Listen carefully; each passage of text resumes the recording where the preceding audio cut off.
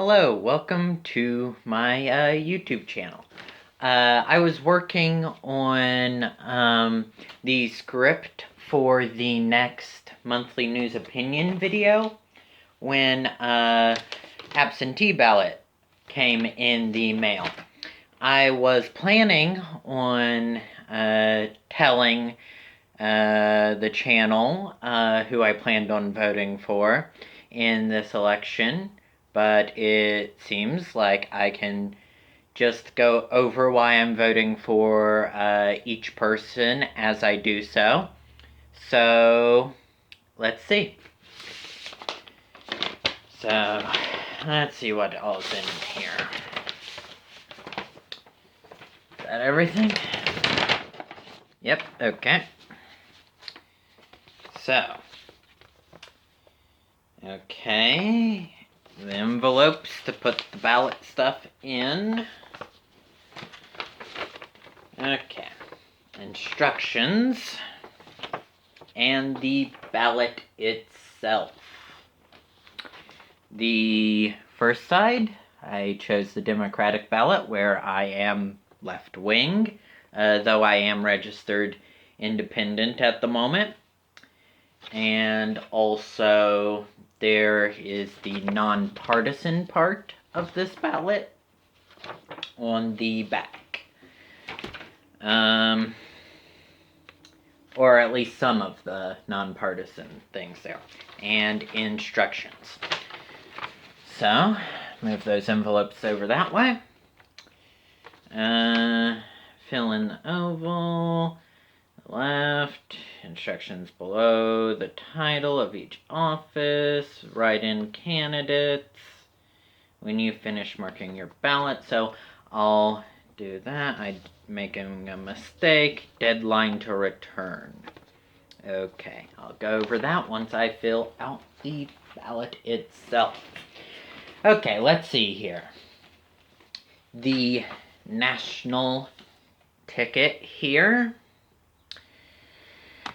which has the people running for president for the Democratic Party, since I had chose the Democratic Primary Ballot. So let's see, doesn't matter if I use a pen, it probably does, I'm going to use a pen. So, the people on the ballot for president are Andrew Yang, who has dropped out, Michael Bloomberg, who has dropped out, David Lee Rice. Let's look this guy up, even though he's probably not going to get my vote. Let's see. Even looking him up, it doesn't appear like there's too much about the guy. Seems like he's a lawyer or something here in West Virginia, perhaps. Yeah. That's what it seems like to me. And then there is Pete Buttigieg, who has dropped out, Amy Klobuchar, who has dropped out, Joseph Biden, who's the presumptive nominee, Tom Steyer has dropped out, Deval Patrick has dropped out, Bernie Sanders, who has dropped out, Michael Bennet, who has dropped out, Tulsi Gabbard, who has dropped out, and Elizabeth Warren, who has dropped out. So, for a lot of people, they would probably expect me to vote Joe Biden since he's really the only choice. But where I am only... This is the first major election I'm voting in. The first one was the city election that I was running in for city council. And as such, since Bernie Sanders is a major reason why I am involved in politics, I am going to vote for him, even though I know that he has dropped out. I do have reservations regarding Biden in the general election as well, but I will go over those in my future videos.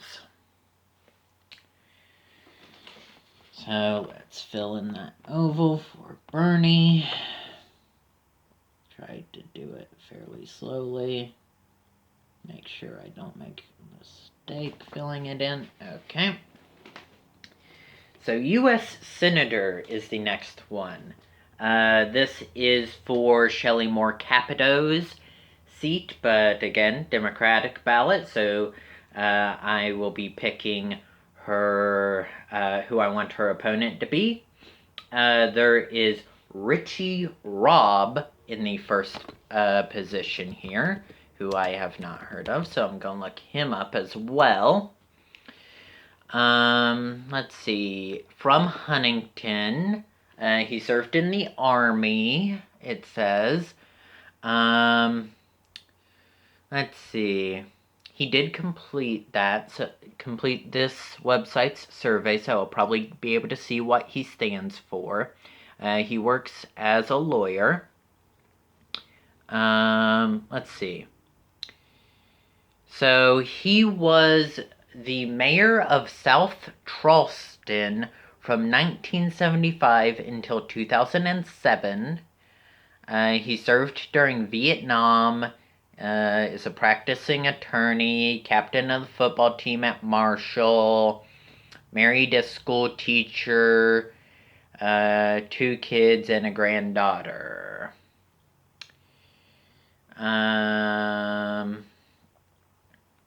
Let's see. The key messages of his campaign are good jobs, medical care, affordability, and reducing economic inequality. He mentions Senator Robert Byrd and Jay Rockefeller in that statement as well. He mentions Winston Churchill, who I believe was a conservative Prime Minister of Great Britain. I should say the UK.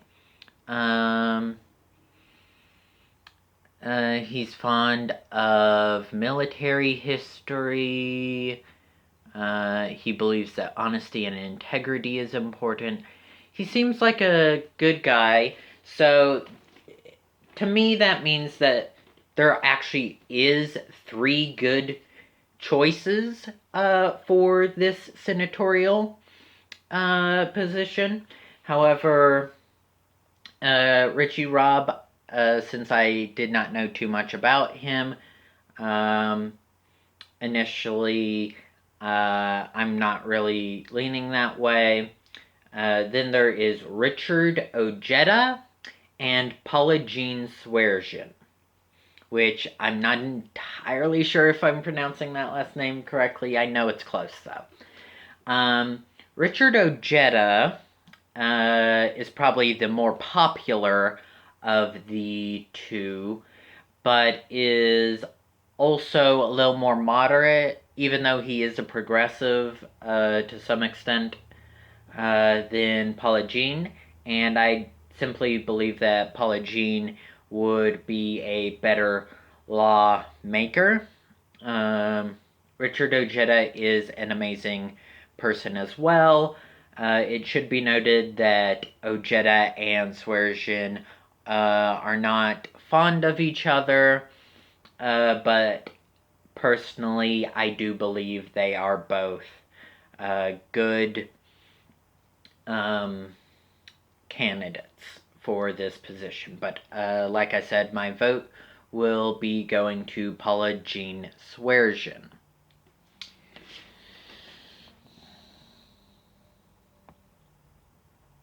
Fill that in very carefully. So, U.S. House of Representatives for the 3rd Congressional District, we have Jeff Lewis, Hillary Turner, Paul E. Davis, and Mr. Lacey Watson. 3 of them are from Cabell County. I wonder why that could be. So this is for, Representative Carol Miller's seat in the House of Representatives, who happens to be from Huntington in Cabell County. And of the opponents in the Democratic primary, 3 are from Cabell County, 2 from Huntington. That actually shows you why I believe that the representative should not have won her seat. But anyways, I actually got to meet Hillary Turner and have done some research into what she believes, and I believe she is the correct choice for that position, as she is a wonderful human and is a very helpful individual who is fighting for all the right things.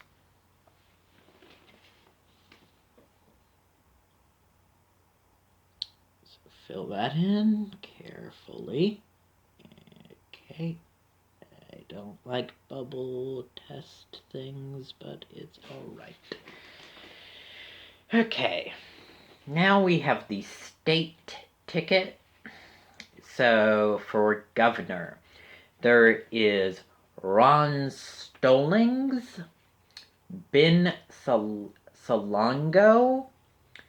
Jody Murphy, Stephen Smith, and Douglas Hughes. So I actually went to a big gathering that I covered, I believe, in my January video. Either that or February. It was toward the beginning of this year, before the crisis. And the main... I shouldn't say that. It was about all the candidates that supported the WV Can't Wait campaign. But that was started by the Stephen Smith campaign. And I believe I also got to meet Stephen while I was running for city council, as he attended the Minden March. So Stephen Smith is my choice for West Virginia governor.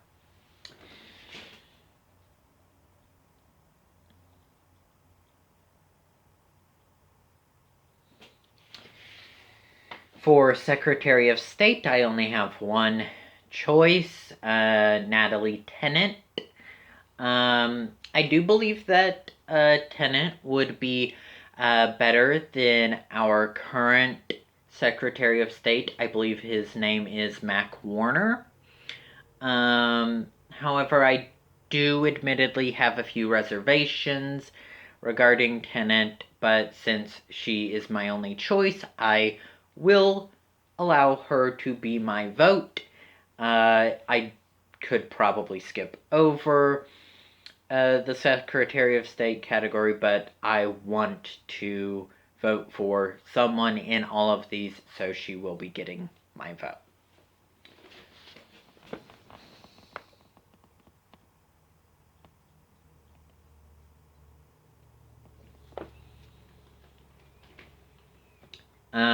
Let's see, for auditor, the only choice is Mary Ann Claytor. I've seen a few things about her, and I believe that she would do well in the position. So let's fill in that circle as well.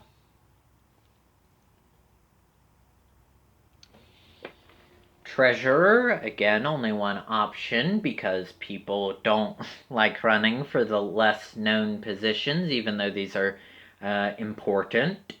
And we have John D. Purdue. I am not fond of him, though he is. I'm not fond of him, and I'll just leave it at that. He has been in the position for a couple of decades now, and I simply believe that West Virginia needs a new treasurer, though I would not want his opponents in that position. So, again, he will be getting my vote. He is probably my most reluctant vote unless I discover one down the ballot that I'm also not fond of choosing.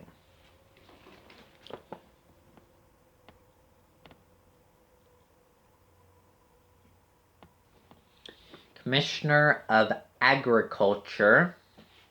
I've tried doing a little bit of research into this, though where I'm not into farming and haven't really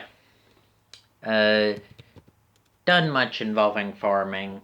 I tried to find a good choice there. I'm actually going to look up these candidates again just to ensure my choice is the correct one. How come? Let me just type in the website I'm trying to find this guy on.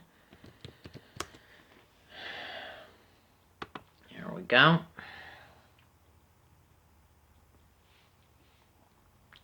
So, let's see. First, we're going to look at Bob Beach, who served in the House of Delegates. Let's see here.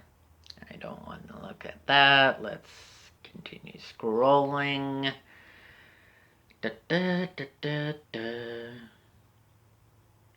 He has not completed that, so I can't see that. Okay. Does he have a website that I can look at? I should have looked more. Yes, he does. Okay. I looked at this a little bit, but I want to make sure. Growing West Virginia.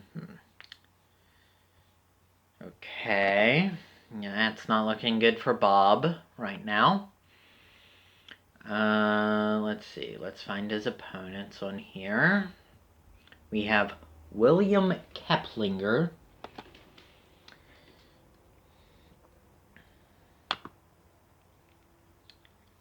Has he completed the survey thing that this does? No, he has not.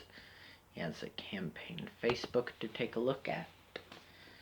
See what he's all about.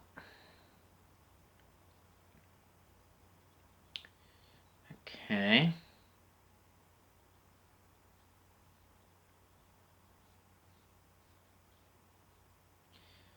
It's light at the end of the tunnel.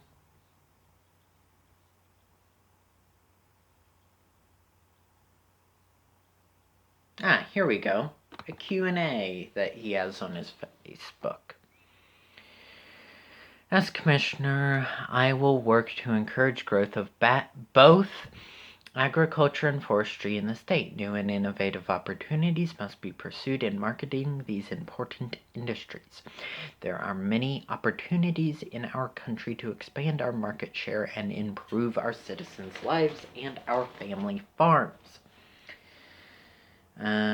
Given typography, animal agriculture continues to provide a great opportunity. High tunnel technology for vegetable productions, nursery type, aquaculture, cannabis, timber, and other forestry renewables have great potential.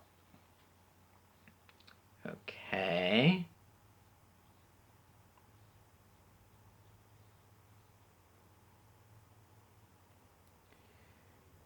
He's endorsed by the West Virginia Farm Bureau Political Education and PAC.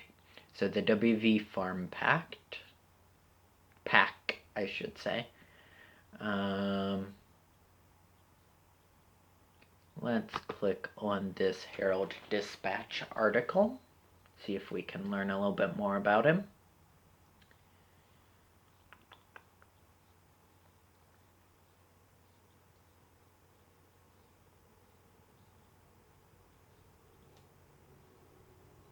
Okay. I did this research. It was just a while back, and it's hard to keep track of during this. I'm glad, actually, that I get to do this absentee, so I can actually redo the research for some of these. Luckily for this next one, it won't take up as much time. I promise. Unless I explain the guy that I'm voting for too much. If I remember correctly from this website, I think this is actually the guy I had planned on voting for. Dave Miller. And the main reason is simply because of his policies. I believe his policies are the best and the easiest to find. I do believe that is important. If your policies are more difficult to find, like the first two, then why should anyone elect you? Your policies need to be super open. Your policies need to be easy for any voter to know them. I do my research, but not all voters do. So that's why Dave Miller gets my vote, in addition to his policies just being better. Yeah.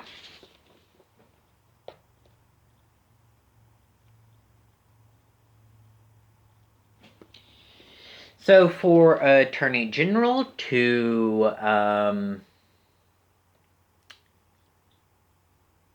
remove Patrick Morsi from the seat, I said it nicely, good, is Sam Brown Petzonk and Isaac Sponagle. I should have practiced these names. But I am voting for Sam. His policies are great. He really understands what he's needing to do, and he will be able to remove Morsi from his position, which Morsi is awful, and I seriously did consider saying much worse at the beginning of this Attorney General segment. But I'm voting for Sam.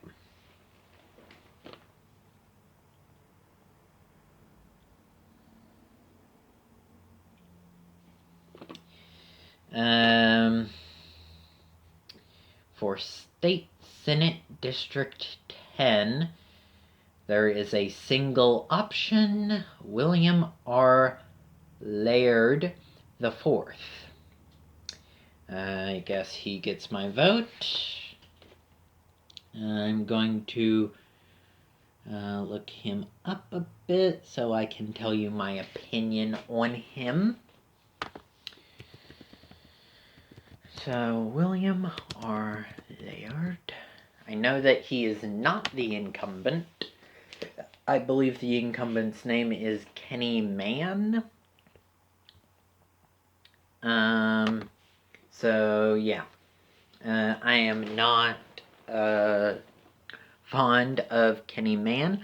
While I do not like being so partisan in favor of Democrats, it's simply the only logical choice, in my opinion, after I review policies.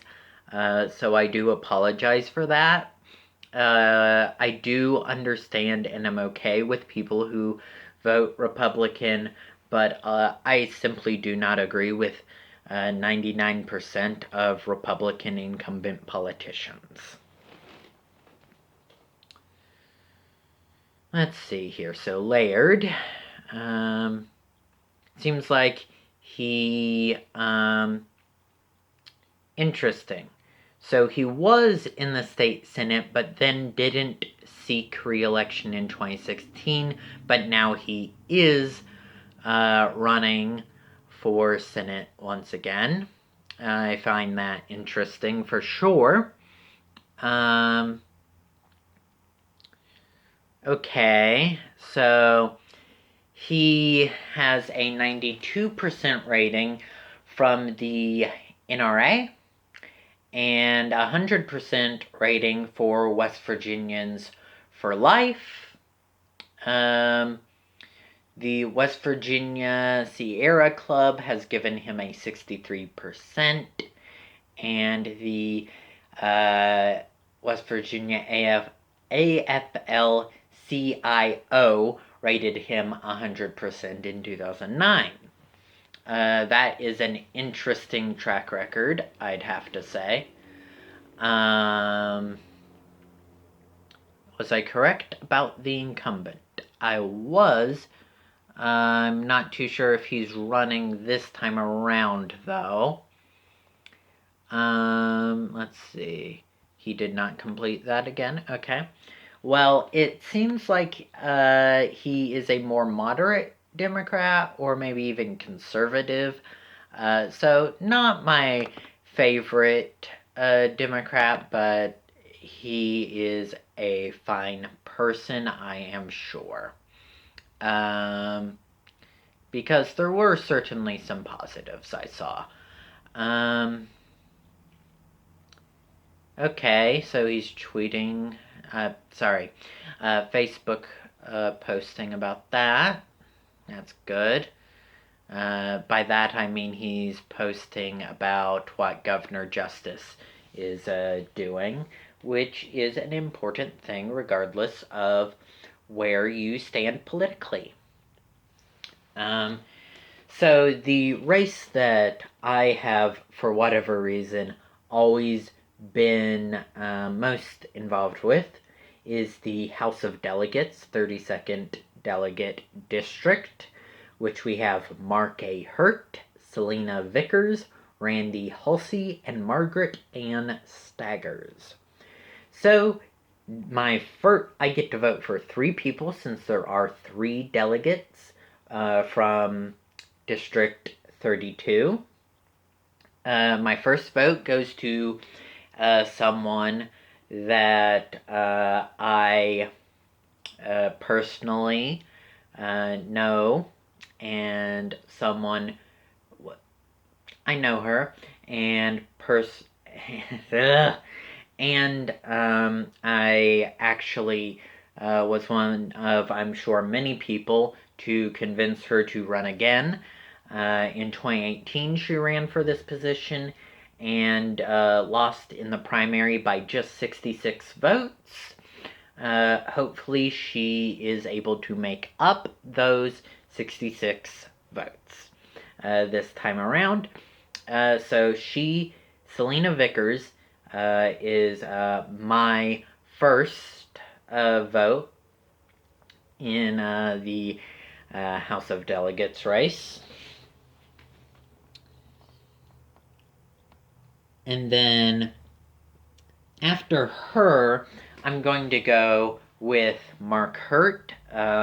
He ran for mayor of Oak Hill during the same election that I ran for city council in, and I believe that he is a nice guy. He is smart and successful when it comes to business. I would not say that his policy is exactly in line with what I believe, but I do believe that he has all right policies. And in West Virginia, a lot of the time, a progressive like myself does have to make that judgment call. So Mark Hurt is my second. vote for District 32. And then we are between Randy Halsey and Margaret Ann Staggers. Margaret Ann Staggers is the only incumbent Democrat for these positions. And Randy Halsey, I have forgotten a little bit. So let's see who this guy is. I probably would have been able to keep track of this bit more if I wasn't doing 6 days out of the week work on college stuff, but that's what I have to do now that everything's online. X that ad out. So, Randy Halsey seems to be a little less known than other candidates. He did run previously for the position. That's good to know. He has not responded. Okay. Okay, he has a campaign Facebook that I can check out. I will say that since I do know a little bit about Margaret Staggers, I do not. Again, she's one of the people that I would have voted for in 2018, and I do believe that she is a wonderful woman and that she makes a lot of good decisions. However, she is not my first choice. Selena Vickers is by far and away the biggest choice, biggest positive is what I'm trying to say, in a very odd way, I suppose. So, Randy, let's see.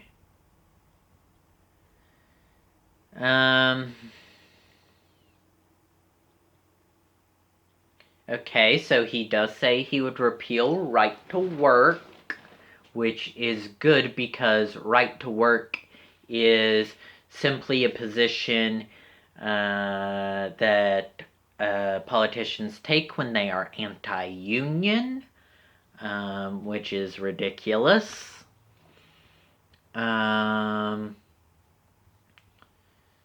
He seems to be a union supporter, definitely. Endorsed by a union, okay. AFT Fayette County, okay, so that's good, So he definitely appears to be a good candidate. He appears to definitely be a good candidate, but I am going to be giving my vote to Margaret Ann Staggers. Yeah. So those are my 3 votes for House of Delegates 2020. Now we're on to the nonpartisan positions. So there is the Supreme Court of Appeals of West Virginia Division 1 and Division 2. In Division 2, I'm going to go with Joanna Tabbitt, as she was someone I was hoping would win back when the special elections were occurring. So Joanna Tabbitt is my vote for Division 2.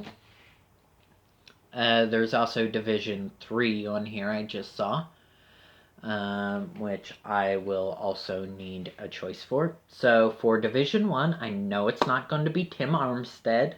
I do not believe he should have won the position, and therefore will not vote to have him keep it. His opponents are David Hamill Jr. and Richard Neely. So David Hamill Jr. is a judge in the Second Circuit Court here in West Virginia. He ran then. Went to Marshall for business management. That's good to know. Let's see here. He is also not, of course. He has a campaign Facebook. Okay, I'll take a look at that. I am sorry there's a lot of dead space between saying who I will vote for. It's been a crazy year.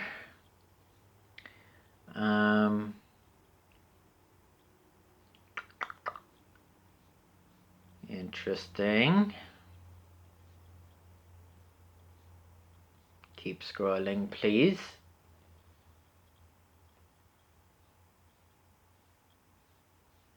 Mentioning absentee ballots. That's good. That's good. Mentioning that, election dates and such. Wants to use experience, passion for judiciary on the Supreme Court.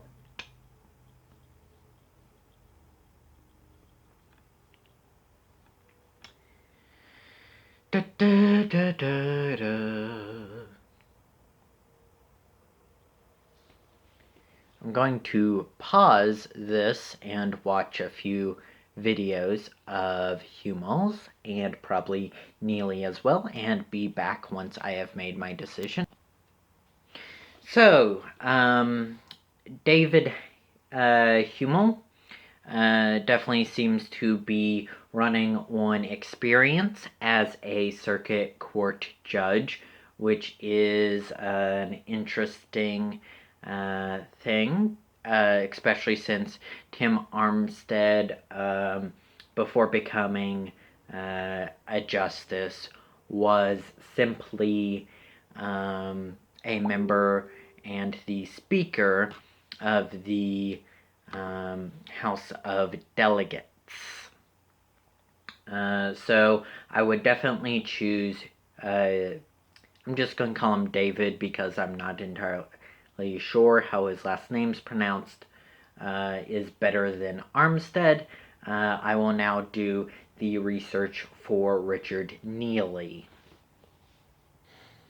So Richard actually has experience on the Supreme Court, having served from 1973 to 1995, even being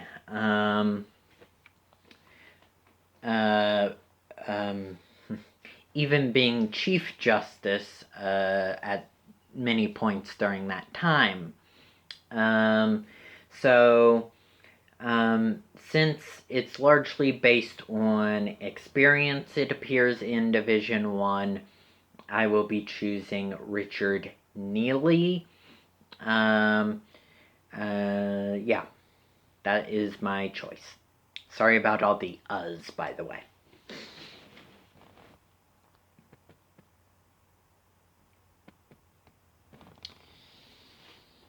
Division 3.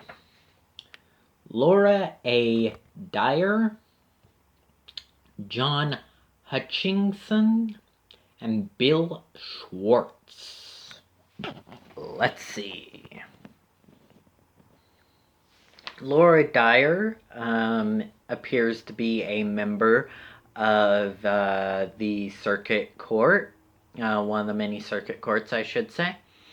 And she has worked for past justices on the Supreme Court before taking the position on circuit court. However, I do not believe that she will be getting my vote. Let's look at the other two. John Hutchinson is the incumbent justice for Division 3, I believe, and he does not appear to be the type of candidate I would want to vote for. so he will likely he will not be receiving my vote either, because I would prefer Laura over him. Let me see about the final candidate for Division 3. So, luckily, Bill Schwartz is a very good candidate. Bill Schwartz is definitely in line with more my views, and Schwartz seems to be the most likely candidate to provide an actual fair ruling and support fairness regardless of whether it is the governor or the everyday West Virginian in the courtroom. So that is why Schwartz is the correct choice for Division 3.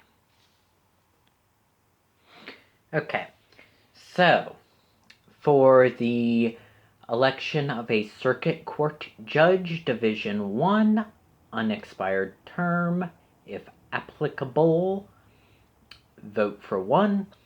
Tom Ewing is the only choice. I believe that he does get my vote in that position. And then below we have a whole bunch of magistrate districts. So, divisions, I should say. Division 1, Susie Worley Jenkins, as she is a very progressive individual, I believe. I'm not entirely certain. It is a little bit difficult to receive information regarding lower tier down ballot. That's what I was thinking. Down ballot political positions. She previously ran for county commissioner, initially as a member of the Democratic Party, then as a member of the Mountain Party. And I do not believe it would be possible for her to be a Mountain Party candidate unless she was more progressive, more liberal than she was conservative. In Division 2, there is Richard Rick Pennell and Wanda McCoon. Richard will get my vote there. Then we have Division 3, which will be Sam Parsons.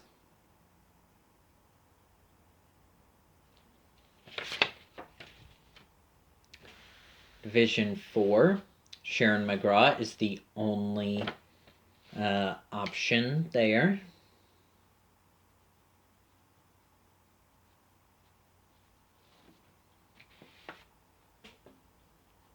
County Commissioner.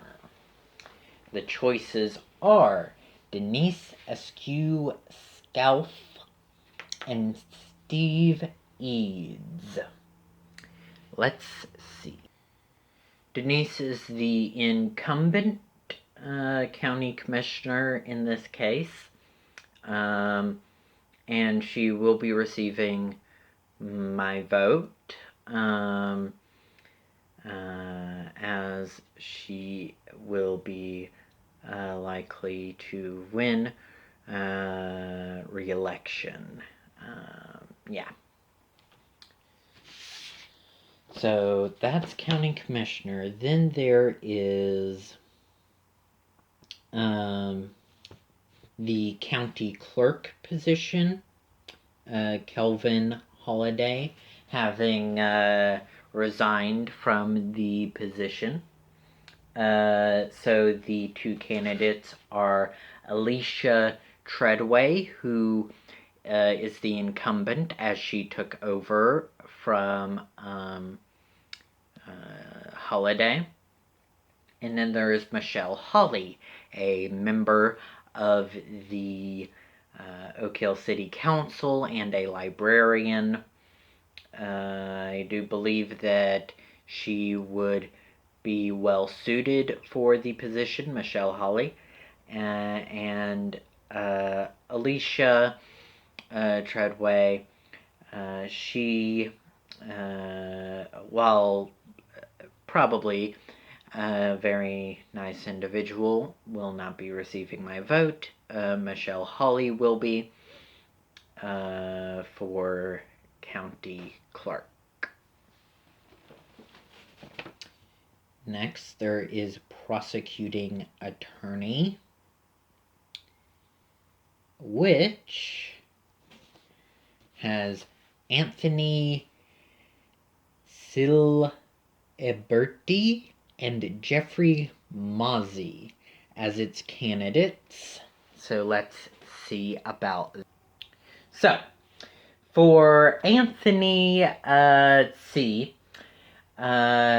he mentions in a news broadcast that he wants to be more aggressive in prosecuting and stuff, which is an alright sentiment, but that may mean tough on crime, which is a terrible thing to say, because being tough on crime means that you do not believe in innocent until proven guilty, and you do not do the correct thing when you are working as a prosecuting attorney or a judge or anything in the judicial system. I do not want someone who may be, quote, tough on crime. He did say aggressive, but that might be code for a code because it is becoming more common for people to realize that tough on crime is a bad thing to say. So yeah. So, for prosecuting attorney, this is a very tough decision because Jeff self-identifies as a moderate, meaning he's more likely to be conservative or conservative moderate. As such, I do not like either of my choices. Doing a little bit more research into both of them, however, Anthony C. is a slightly better candidate, though I do not enthusiastically support him. During this time, the power also went out, which included the internet for the ability to do the research. So as such, I went ahead and filled out a few of the remaining categories that I knew who I was going to vote for, or only had one candidate. So for Fayette County Sheriff, I am voting that we re-elect Sheriff Mike Friedley. For Fayette County Assessor, there is only one candidate, Harvey Eddie Young. For Fayette County Surveyor, there is only one candidate, Jack R. Buddha. And then there is the Board of Education that I should now do research on. Note that there is also a Conservation District Supervisor election going on. However, no candidates filed to run as a Democrat, or perhaps there simply is not anyone who has filed at all. I'm not too sure on that one as of right now. But the Fayette County Board of Education is what I will do research on and end this video with. Cindy Whitlock is the first candidate and the only one running for the Plateau District. Note that while you can vote for 2 people, and it doesn't really matter which combination of people you vote for, it is important to note that there is one, you can only choose 1 person from the Plateau District and 2 people from the Valley District, though as I said, there's only 2 positions available at the moment. Yeah. So Cindy Whitlock will be getting one of my votes, as she is trying to focus on improving the mental health and other health-related initiatives for the education system here in Fayette County. She has previously worked as a healthcare coordinator, I believe. It was something in healthcare, though. And she is a member of the Plateau District. So luckily, the other 2 candidates are from the Valley District, so the restrictions do not matter all that much. So I will now look and see which of the Valley District people deserve to be on the Board of Education. Lou Jones appears to be in favor of the closure of Valley High School, as well as fixing the county curriculum for students, offering more programs, and focusing on school safety measures. Steve Schlockett will not be receiving my vote. Lou Jones will be.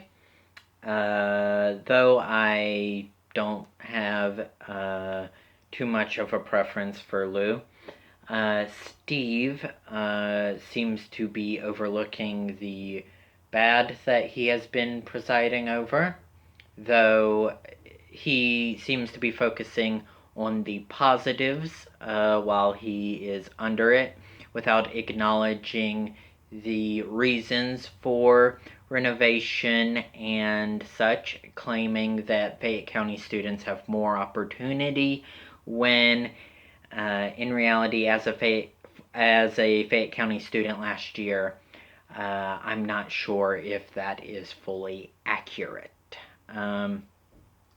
So I will be voting for Lou Jones, and as that is the end of my ballot, I will mark that and be right back with you to go over the final instructions.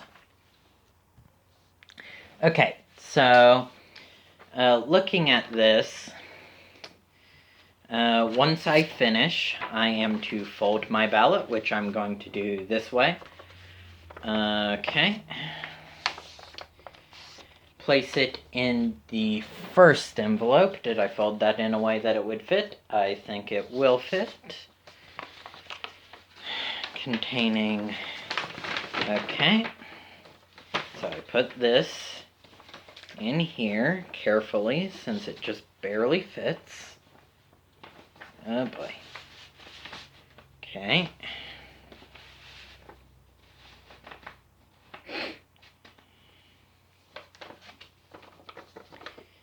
They need a better way other than licking it, considering the current virus problems, but luckily I am not sick and have not really been exposed to many people, so it's unlikely. So I am going ahead and going to lick it to close, but I do think that is a misguided thing for mail-in ballots.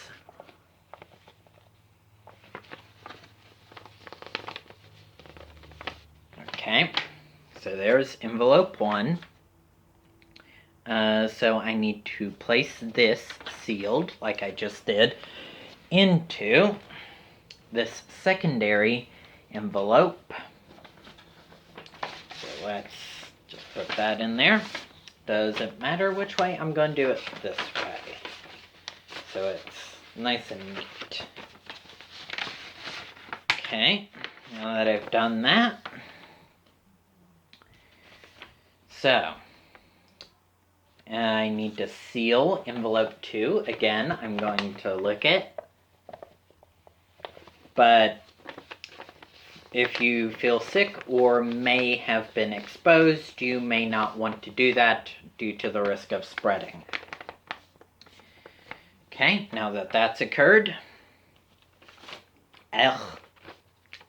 maybe I should have just got a cup of water. So, complete and sign stuff here. Does this notify me of stuff like that? No. I am going to need to get my voter card thing because it needs to know my precinct number, and I don't have that memorized, as I'm sure most people do not. Okay, but if you take a look at your card, it should say county precinct and city precinct on it. Since this is from the county, I'm assuming it is wanting the county precinct. So mine is 10. My name, address,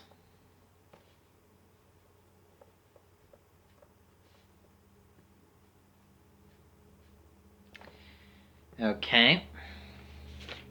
Now I've done that. Let's see here.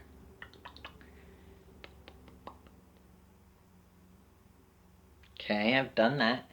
So fill out the top section and also this. Okay.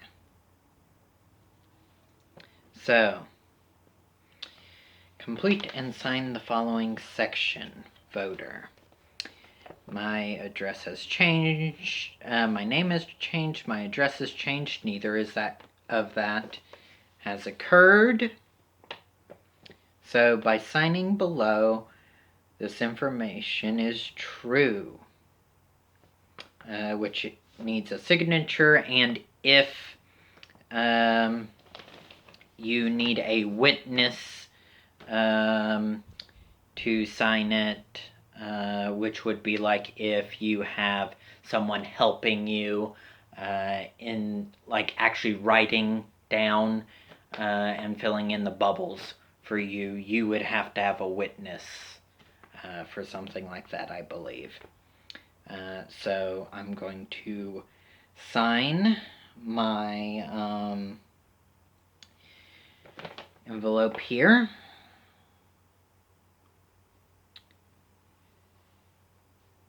Okay. And let's see, on the other side, next to the county clerk's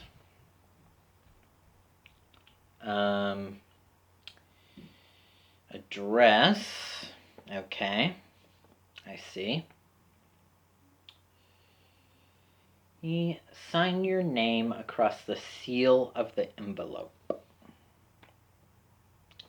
So like right there, okay. This protects the security of the absentee ballot because it will show that the signature is broken. So, to ensure proper thing, you need to sign across that, not just on this part. Because then, if someone were to open this, it would still look like you had signed it. But if you sign across that, they can tell if someone opens it up. So, let's sign across.